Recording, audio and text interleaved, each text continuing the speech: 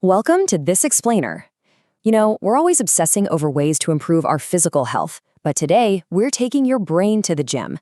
We're going to transform a standard, maybe even boring list of mental exercises into a dynamic, totally interactive workout designed to get that mind of yours incredibly sharp.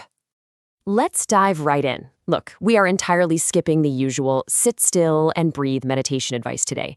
Instead, we're jumping straight into the fun, engaging, cognitive workouts highlighted by the folks at Curiosity Code. Think of this as your secret alternative to typical mindfulness. We're not sitting in absolute silence here. We're building active, engaging routines you'll actually look forward to doing in your free time. So, here's our workout plan for today. First, the ultimate brain workout. Second, speed and focus challenges. Third, mastering the mind-body connection.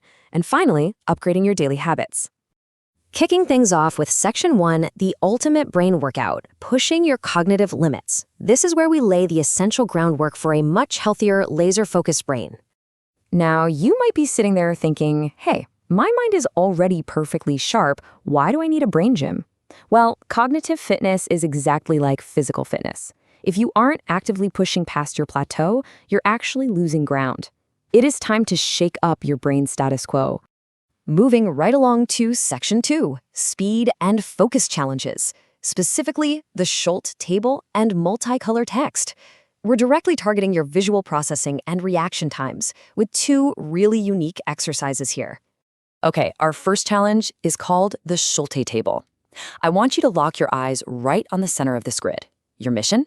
Locate all the numbers in ascending order, from 1 all the way to 25. Ready? Pause this explainer for 30 seconds and go for it. Pretty tough, right? It's surprisingly hard to bounce around and find sequential numbers when they're totally randomized like this. And time's up. Look, don't sweat it at all if you didn't find them all on the first try. Because here's the thing, with a little practice, this specific exercise rapidly speeds up how fast you process information, and it literally forces your peripheral vision to widen. It essentially trains your eyes and your brain to absorb way more data at a single glance. That means faster reading and even quicker reaction times when you're driving. Plus, it's super easy to practice online or just grab a brain training app for a quick daily session. All right, up next is our second speed challenge. Psychologists actually call this the Stroop effect. I want you to quickly say the color of each word out loud, not the word itself. So if the first word says red, but it's colored blue, you say blue. Try blasting through the whole list as fast as you can. Harder than it looks, huh? Your brain just naturally wants to read the text rather than identify the color. So what's actually happening here? Well, by forcing your brain to process contradictory information, you're creating cognitive friction. You have to actively break out of your automatic reading habits, which massively strengthens your working memory over time. You're basically doing heavy weightlifting, but for your concentration and your multitasking skills. Let's move to Section 3, mastering the mind-body connection through senses and coordination. Let's see how we can build an active link between your physical senses and your cognitive recall. For exercise number 3, we're doing blindfolded tasks. You don't actually need a real blindfold, just close your eyes right now. Try typing your name on an imaginary keyboard, or just draw a simple shape like a circle in the air.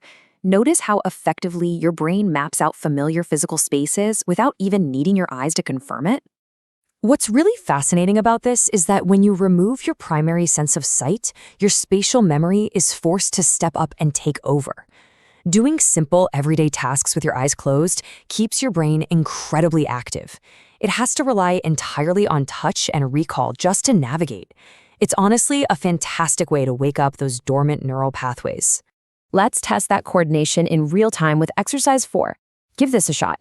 Make a peace sign with your right hand and an OK sign with your left. Got it? Now switch them simultaneously.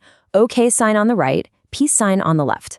Try bouncing back and forth 5 times in just 10 seconds. Wild, right? It takes a ridiculous amount of conscious effort to override your brain's natural urge to just mirror the exact same shape on both hands. Which leads us perfectly into exercise 5, using your non-dominant hand.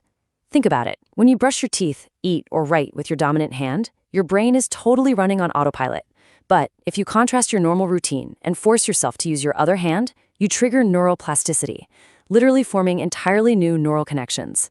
It demands active concentration and really beefs up that mind-body link. It's such a practical, everyday workout. And now, Section 4, upgrading your daily habits through gaming and tech independence. This is our final cognitive zone, focusing on how you can passively keep your mind sharp without it feeling like a chore.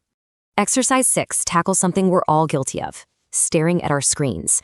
When you're playing games on your phone, you've got to swap out those addictive, passive games. Yeah, I'm looking at you, Candy Crush, for active, challenging ones. Studies actually show that playing Sudoku, chess, word scrambles, or jumping on platforms like Lumosity genuinely improves your decision-making and memory. You're basically turning idle screen time into a productive brain workout. Finally, for our 7th exercise, we need to talk about deliberately limiting our tech dependence. Look, technology makes life incredibly easy, but relying on it for every little thing starves your brain of the daily activity it craves. We need to bring back some analog habits. Try doing some math in your head instead of grabbing the calculator. Actively memorize a few contact numbers, or, hey, try ditching your grocery list and see how much you actually remember when you get to the store. As the folks at Curiosity Code wisely point out, this isn't about completely abandoning lists, but about making your memory your first tool. Relying entirely on digital crutches really does ruin your cognitive self-reliance. When you force yourself to remember something, you are actively flexing those memory muscles that you're going to need for a lifetime. So, as we wrap up this explainer, I want to leave you with one final test of your new tech independence. And honestly, it's a bit of a sobering one. If your phone died right this exact second, whose number could you actually dial from memory in an emergency? Something to think about, right? Put these 7 exercises to work and make sure your brain is always the sharpest tool in your arsenal. Thanks so much for joining me today, and keep staying curious.